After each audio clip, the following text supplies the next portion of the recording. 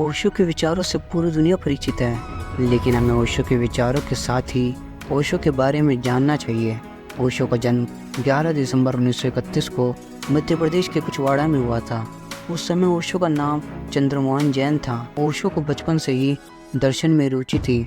ओशो के पिता का नाम बाबूलाल जैन और माता का नाम सरस्वती जैन था। ओशो को विद्यार्थी जीवन से ही कुशल वक्ता और तर्कवादी माना जाता था। कुछ समय के लिए वह राष्ट्रीय स्वयंसेवक संघ में भी शामिल हुए थे। ओशो के अनुसार शब्द ओश्विक अनुभव का वर्णन करता है, लेकिन अनुभवकर्ता यानी अनुभव करने वाले के बारे में क्या कहेंगे, इसके लिए हम खुद के लिए ओशो शब्द का प्रयोग करते हैं। ओशो का मतलब है कि सागर से एक हो जाने का अनुभव करने वाला। 1956 में ओशो ने सागर यूनिवर्सिटी से दर्शन शास्त्र में एमए किया था। 1957 में वह दर्शन शास्त्र के प्रोफेसर के तौर पर रायपुर यूनिवर्सिटी में नियुक्त किए गए थे, लेकिन बाद में उनका ट्रांसफ़र जबलपुर यूनिवर्सिटी में करा दिया। 1957 से 1966 तक जबलपुर यूनिवर्सिटी में वह फिलॉसफी के प्रोफेसर रहे। इस दौरान उन्होंने पूरे देश का दौरा किया।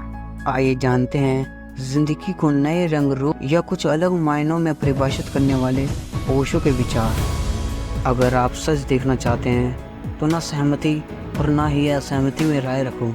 ध्यान सबसे बड़ी कुंजी है। जिंदगी ठहराव और गति के बीच का संतुलन है। मूर्ख व्यक्ति ही दूसरों पर हंसते हैं, बुद्धिमान खुद पर हंसते हैं। दुख इस बात का संकेत है कि आप संघर्ष में हैं। कल कभी भी नहीं आता, हमेशा आज ही रहता है। रचनात्मकता अस्तित्व में सबसे बड़ा विद्रोह है। मनुष्य का हमेशा डर के जरिए ही शोषण किया जाता है। जहाँ डर खत्म हो जाता है वहाँ जीवन शुरू हो जाता है। एक आदमी जो 100% समझदार है तो वह मर चुका है।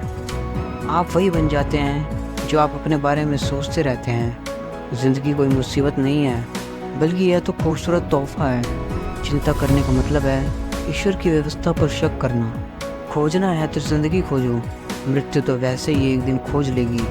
आनंदित जीवन और अस्तित्व ही आपका ध्यान रखेगा।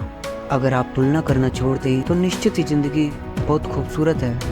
वह इंसान जो अकेले रहकर भी खुश है, असल में वही इंसान कहलाने योग्य है। सच्ची प्रार्थना सिर्फ धन्यवाद देना है, बस एक साधारण सा धन्यवाद पर्याप्त है।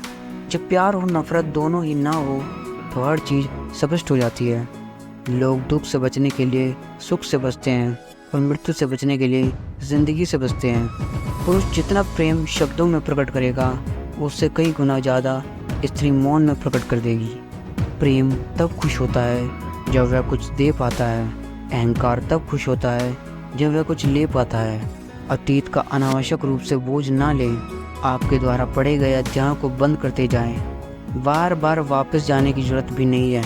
अधिक से अधिक भोले, कम ज्ञानी और बच्चों की तरह बनो, क्योंकि जीवन को मज़े के रूप में लीजिए, क्योंकि वास्तविकता में यही जीवन है। आपका पूरा विचार अपने बारे में दूसरे से लिया गया उधार है। यह उन लोगों से उधार लिया गया है जिन्हें अपने बारे में खुद पता नहीं है। ज़िंदगी एक ही बार मिलती है तो इसका पूरा आनंद क्यों ना लें। निराशा से बाहर आएं और ज़िंदगी के हर एक पल को खुशी से व्यतीत करिए।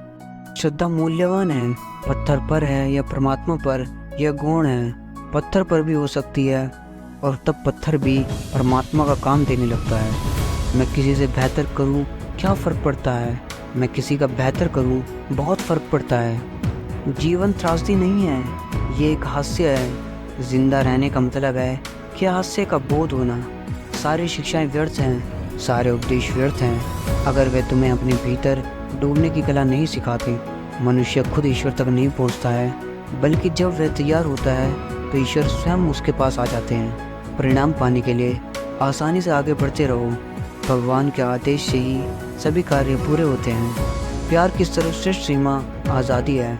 किसी भी रिश्ते के खत्म होने का प्रमुख कारण आज़ादी का नहीं होना है। यहाँ कोई भी आपके सपने को पूरा करने के लिए नहीं है। हर कोई यहाँ अपने भाग्य और हकीकत बनाने में लगा हुआ है। खुद का सम्मान करो, खुद से प्यार करो, क्योंकि तुम्हारे जैसा कोई व्यक्ति कभी भी नहीं हुआ और फिर कभी नहीं होगा।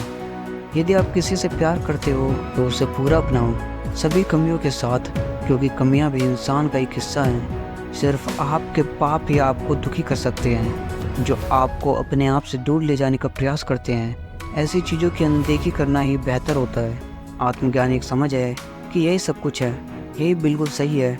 बस यही है, आत्मज्ञान उपलब्धि नहीं है, लेकिन ये यह जानना है कि ना कुछ पाना है और ना ही कहीं जाना है। असली सवाल यह है कि तुम अंदर से क्या हो।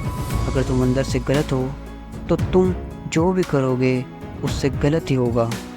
अगर तुम अंदर से सही हो तो तुम जो भी करोगे वह सही ही होगा। सफाई देने में और स्पष्ट करने में अपना कीमती समय बर्बाद ना करें। लोग वही सुनते हैं जो सुनना चाहते हैं। योग एक विधि है जो हमें सपनों से बाहर लाता है।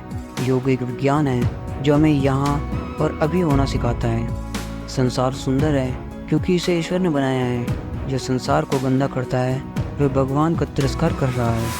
यदि आप एक दर्पण बन सकते हैं तो आप एक ध्यानी भी बन सकते हैं।